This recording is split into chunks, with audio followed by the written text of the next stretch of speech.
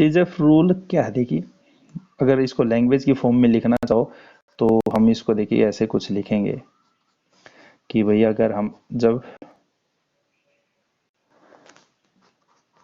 ठीक है, यहाँ पे स्टेजेफ रूल जो है सिंपली हम इसको कैसे लिखेंगे कि अल्कोहलिक केओस के साथ रिएक्शन करा रहे हैं। तो यहाँ पे ये हाइड्रोजन है और ये आपका हाइड्रोजन है, दोनों आपके क्या है, बीटा, और ये भी बीटा। दो प्रोडक्ट बनेंगे आपके। एक तो प्रोडक्ट कौन सा बनेगा, ये वाला। ये कब बनेगा, जब ये हाइड्रोजन जाएगा। इसको मैं फर्स्ट नाम दे देता हूँ, तो आपका ये प्रोडक्ट कौन सा हो जाएगा, फर्स्ट। अगर ये हाइड्रोजन जाएगा तो इसको सेकंड दे दो, तो ये जो प्रोडक्ट बनेगा बेटा आपका वो कौन सा बनेगा, ये वाला बनेगा। ठीक है। तो स्टेजेफ ने क्या कहा था, जो इंटरनल एल्कीन होते हैं वो आपके क्या होते हैं, मेजर होते हैं। तो इसका मतलब फर्स्ट जो प्रोडक्ट वो आपका क्या है, मेजर है, और जबकि ये क्या आपका माइनर है। कारण क्या था, क्योंकि यहाँ पे अल्फा हाइड्रोजन कितने बेटा इसके केस में, कितने केस है यहाँ, मतलब यहाँ पे 6 है, और यहाँ पे अल्फा हाइड्रोजन कितने हैं, यहाँ पे कितने हैं, 1 और 2। तो यहाँ पे अल्फा हाइड्रोजन 2 है, तो ये आपका मेजर और ये आपका क्या है, माइनर है। तो सिंपली इसकी लैंग्वेज जो बनाना चाहेंगे हम, क्या बनाएंगे कि जब एल्काइल हैलाइड अल्कोहलिक केओस के साथ रिएक्शन करता है, तब यहाँ पे इंटरनल एल्कीन जो होता है वो मेजर होता है as compare to external alkene, because internal alkene contain more number of alpha hydrogen. This is known as Saytzeff rule. ठीक है। तो इसकी सिंपली डेफिनेशन हम जो बनाएंगे, क्या बनाएंगे कि when alkyl halide goes to beta elimination. Beta elimination क्यों बोल रहे हैं बेटा इसको, क्योंकि यहाँ पे बीटा से हाइड्रोजन निकल रहा है। तभी मैंने बताया था शुरू में, बीटा हाइड्रोजन जो होते हैं वो आपके मोर एसिडिक होते हैं। ठीक है। When alkyl halide goes to beta elimination with alcoholic chaos, then internal alkene having more stable than external alkene because it contain more number of alpha hydrogen. This is known as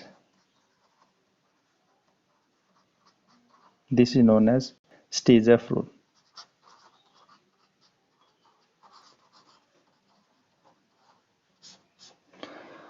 इसको क्या बोलते हैं बेटा, स्टेजेफ rule बोलते हैं। अब मैं थोड़ा सा एक बार आपको अल्फा हाइड्रोजन का दोबारा बता देता हूँ। देखिए, कई बच्चों की डाउट भी रहता है। देखिए, अल्फा हाइड्रोजन का सिस्टम क्या है, ये जो आपका सिस्टम है, ठीक है, एल्कीन सिस्टम है। एल्कीन सिस्टम, ये आपका सबसे पहले सिस्टम आपको सिलेक्ट करना है, कर लिया। उससे जुड़े जो डायरेक्ट कार्बन है, ये एल्कीन सिस्टम से जो जुड़े डायरेक्ट कार्बन है, उनको हम क्या बोलते हैं, अल्फा कार्बन। ये आपका क्या बेटा, अल्फा कार्बन। ठीक है। अल्फा कार्बन पे जुड़ा जो हाइड्रोजन होगा, इस साइड भी बिल्कुल सेम साइड है, तो ये जो हाइड्रोजन होगा वो आपका क्या कहलाएगा, अल्फा हाइड्रोजन कहलाएगा। क्या कहलाएगा बेटा, अल्फा हाइड्रोजन। ये भी आपका अल्फा हाइड्रोजन कहलाएगा। ठीक है। तो प्रैक्टिस के लिए मैं आपको कुछ बता देता हूं, जैसे आप यहां पे, जैसे सपोज कीजिए आपके पास यही सिस्टम है, आपको ये पता करना है कि कितने इसमें अल्फा हाइड्रोजन है। सबसे पहले आपने सिस्टम को सिलेक्ट किया, और फिर यहाँ पे आपके हाइड्रोजन, ये भी सिस्टम से डायरेक्ट जुड़ा है, ये भी सिस्टम से डायरेक्ट जुड़ा है, ये भी सिस्टम से डायरेक्ट जुड़ा है बेटा, और ये भी सिस्टम से डायरेक्ट जुड़ा है। तो यहाँ पे हाइड्रोजन हाइड्रोजन हाइड्रोजन, यहाँ पे hydrogen hydrogen hydrogen hydrogen hydrogen hydrogen. Hydrogen को काउंट करना है, डबल बॉन्ड को काउंट नहीं करना, ये ध्यान रखना। मैंने क्या बोला, जो सिस्टम से, मतलब those carbon which directly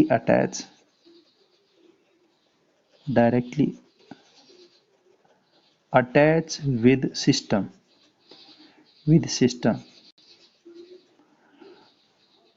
known as alpha carbon. और अल्फा कार्बन पे जुड़े जो हाइड्रोजन है वो अपने को क्या करना है बेटा, काउंट करना है बस। तो यहाँ पे कितने हैं, 3 है। ये कितने हो गए, 1 2 3 4 5 6 7 8 9 10 11 12। तो अल्फा हाइड्रोजन कितने हो गए आपके, 12 हो गए। बिल्कुल 12 हो गए बेटा, बिल्कुल सही है। अगर आपको ये कह दे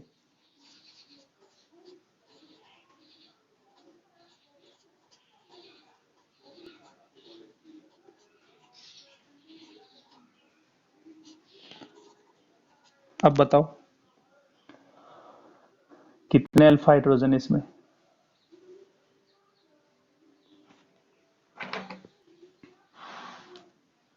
C2H5 में डाउट होगा तो इस स्ट्रक्चर को थोड़ा खोल लो।